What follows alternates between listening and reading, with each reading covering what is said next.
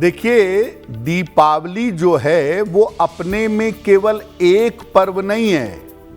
दीपावली मुख्यतः 5 पर्वों का एक संयुक्त स्वरूप है। पंच पर्व की है दीपावली।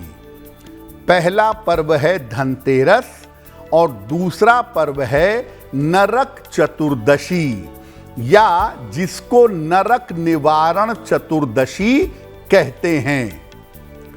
दीपावली के एक दिन का जो पहले का दिन है वो सौंदर्य प्राप्ति का और आयु प्राप्ति का दिन होता है। नरक चतुर्दशी कहते हैं इसको। इस दिन आयु के देवता यमराज की उपासना की जाती है और सौंदर्य प्राप्ति के प्रयोग भी किए जाते हैं। नरक चतुर्दशी पर भगवान कृष्ण की उपासना भी की जाती है, क्योंकि बहुत सारे लोगों का ऐसा मानना है कि नरक चतुर्दशी पर भगवान कृष्ण ने नरकासुर का वध किया था। कहीं कहीं पर ऐसी भी मान्यता है, खास तौर से दक्षिण भारत में, कि छोटी दीपावली पर कार्तिक कृष्ण चतुर्दशी पर हनुमान जी का प्राकट्य हुआ था। इसीलिए छोटी दीपावली पर हनुमान जी का जन्मोत्सव भी मनाया जाता है।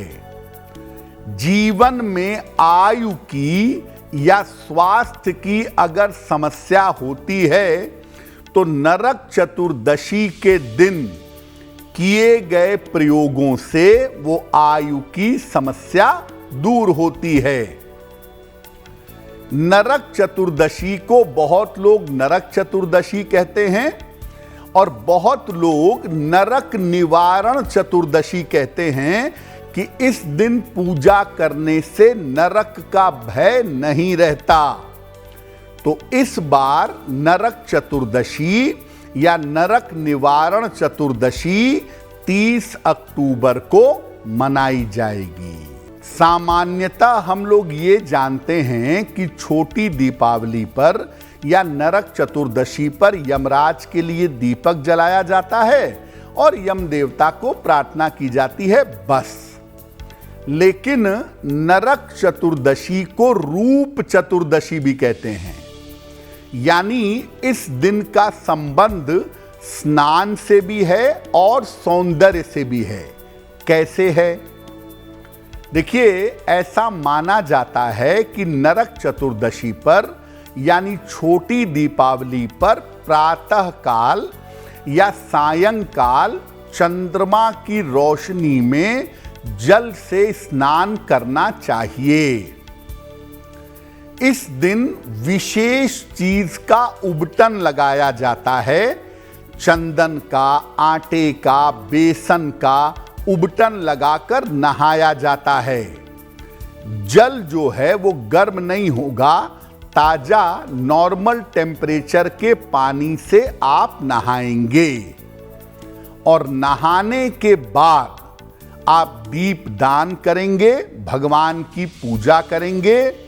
ऐसा करने से न केवल अद्भुत सौंदर्य और रूप मिलेगा आपको, बल्कि जो स्वास्थ्य की तमाम समस्याएं हैं आपकी, ये समस्याएं दूर होंगी।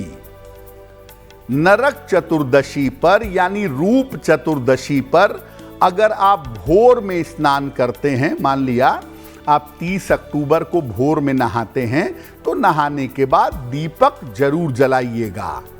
और अगर संध्या में स्नान करते हैं तब तो ठीक ही है, तब भी आप दीपक जलाइएगा। यानी स्नान करने के बाद दीप दान करने से तेज बढ़ता है और सौंदर्य की प्राप्ति होती है, आयु लंबी होती है। देखिए, नरक चतुर्दशी या छोटी दीपावली पर दीपक जो जलता है वो बड़ा महत्वपूर्ण है, क्योंकि साल में सिर्फ 3 मौके ऐसे होते हैं जब आप यम देवता की पूजा करते हैं। वट सावित्री पे, नरक चतुर्दशी पे और भाई दूज पर। तो नरक चतुर्दशी पर यम देवता की पूजा कैसे करें, दीपक कैसे जलाएं कि दीर्घायु हो और अच्छा स्वास्थ्य मिले। नरक चतुर्दशी पर जो मुख्य दीपक जलता है वो लंबी आयु के लिए जलता है और अच्छे स्वास्थ्य के लिए जलता है। इसको यम देवता के लिए दीपदान कहा जाता है। घर के मुख्य द्वार पर जब आप घर से निकलते हैं तो लेफ्ट साइड में बाईं तरफ अनाज की ढेरी रखें। बेहतर होगा जरा सा गेहूं पहले जमीन पर रख दें। उसके ऊपर सरसों के तेल का एक मुखी दीपक जलाएं। 2 बातियां होंगी क्रॉस करती हुई, लेकिन केवल एक सिरा जलेगा, एक मुखी दीपक होगा। दीपक का मुख दक्षिण दिशा की तरफ होना चाहिए। दीपक जलाने के बाद वहां जरा सा जल चढ़ाएं, फूल चढ़ाएं और लंबी आयु की और अच्छे स्वास्थ्य की प्रार्थना करें। आपको ये दीपक संध्या काल में जब बिल्कुल सूर्यास्त हो रहा हो, पूरी तरह अंधेरा भी ना हुआ हो और पूरी तरह से दिन भी ना हुआ हो, जब 2 समय मिल रहे हों, गोधूली वेला हो, उस समय ये दीपक जलाना सबसे ज्यादा बढ़िया होगा। बहुत सारे लोग फैशन में उसी दिन नरक चतुर्दशी पर कई दीपक दरवाजे पे जला देते हैं। ऐसा बिल्कुल मत करिए।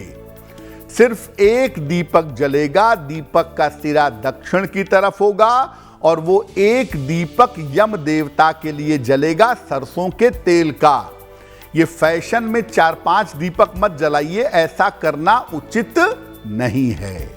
देखिए, ये बात सही है कि छोटी दीपावली पर भारत के दक्षिणी इलाकों में लोग हनुमान जी का जन्मोत्सव भी मनाते हैं।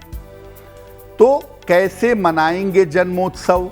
या अगर आप छोटी दीपावली पर हनुमान जी की पूजा करना चाहते हैं तो कैसे करेंगे? संध्या काल में हनुमान जी के सामने एक घी का दीपक अपने पूजा स्थान पर जलाइएगा। घर के बाहर केवल यम दीपक जलेगा। पूजा स्थान पर हनुमान जी के चित्र या मूर्ति के सामने एक घी का दीपक जला दीजिएगा। हनुमान जी को तुलसी दल डाल करके लड्डुओं का भोग लगाएं। लड्डू नहीं है तो गुड़ का भोग लगाएं। इसके बाद पहले भगवान राम का स्मरण करिएगा। नीलांबुज श्यामल कोमलांगम सीता समारो पितवाम भागम पाड़ौ महासायक चारुचापम नमामि रामम रघुवंशनाथम। पहले भगवान राम का ध्यान करें, स्मरण करें। इसके बाद हनुमान जी की पूजा करिएगा। या तो हनुमान जी के मंत्रों का जप करिएगा या कम से कम 3 बार या 7 बार हनुमान चालीसा का पाठ करिएगा। इसके बाद हनुमान जी से कृपा की प्रार्थना करिएगा। ये छोटा सा काम आप यम देवता के लिए दीपक जलाने के बाद कर सकते हैं। पहले संध्या में स्नान करके यम देवता के लिए दीपक जलाएं और इसके बाद हनुमान जी की पूजा करके उनसे कृपा करने की प्रार्थना करें। अगर आप मुझसे जुड़ करके अपनी समस्याओं का समाधान चाहते हैं और चाहते हैं कि आपकी समस्याओं को ज्योतिष के माध्यम से सुलझाया जाए तो आप हमसे संपर्क कर सकते हैं, जुड़ सकते हैं एस्ट्रो तक पर।